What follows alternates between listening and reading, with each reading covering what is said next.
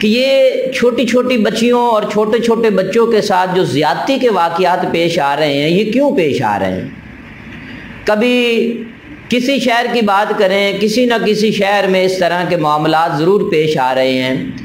بھاگلپور میں ریسنٹلی واقعہ ہوا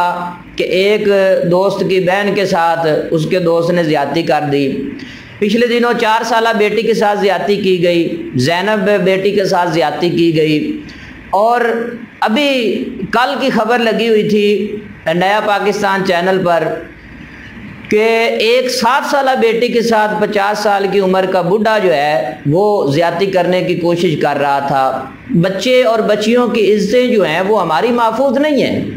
تو یہ سارے کے سارے واقعات کیوں ہو رہے ہیں، یہ سوال میرے بھائی نے مجھ سے پوچھا ہے، تو میں اس کی وضاحت کرنا چاہوں کہ آج کے اس معاشرے کے اندر جب سے یہ ہمارے پاس انٹرنیٹ کی فیسلٹی عام ہوئی ہے، موبائل جیسی جو ٹچ سکرین موبائل ہمارے پاس پہنچے ہیں، ہر بندے کے پاس موبائل ہے، اور زیادہ تر پورن ویب سائٹ جو ہیں وہ ان پہ دیکھی جاتی ہیں، فوش ویڈیوز دیکھی جاتی ہیں، جس سے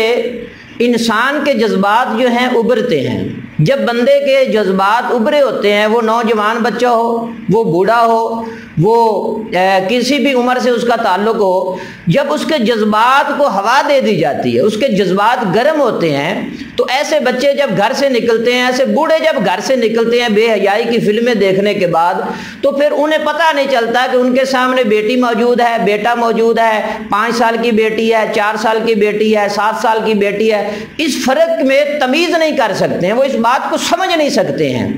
تو پھر اس طرح کے واقعات رونما ہوتے ہیں کہ کبھی بچوں کی عزتیں محفوظ نہیں ہیں، کبھی بیٹیوں کی عزتیں محفوظ نہیں ہیں۔ تو میں یہ عمران خان صاحب سے یہ گزارش کروں گا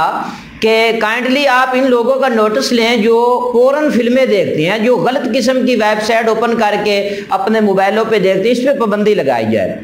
اور پھر وی پی این کے حوالے سے بھی بڑی سختی کے ساتھ پابندی لگائی جائے کہ لوگ وی پی این لگا کر پھر ان کو دیکھنے لگ جاتے ہیں۔ وی پی این اس نوعیت کے ہونے چاہیے جو یہاں ایسی ویب سائٹ کو کبھی بھی اوپن نہ کرے، اور کوئی بھی اگر بندہ اس جرم میں گرفتار ہوتا ہے تو اسے سخت سے سخت سزا دی جائے تاکہ اس بے حیائی کو ختم کیا جائے اور بچیوں اور بچوں کی جو عزتیں ہیں وہ محفوظ رہیں۔ اللہ تعالی ہمیں ایسے لوگوں سے بچنے کی توفیق عطا فرمائے، ایسے بے حیا قسم کے لوگوں سے دور رہنے کی توفیق عطا فرمائے۔ وآخر دعوانا ان الحمد للہ رب العالمین۔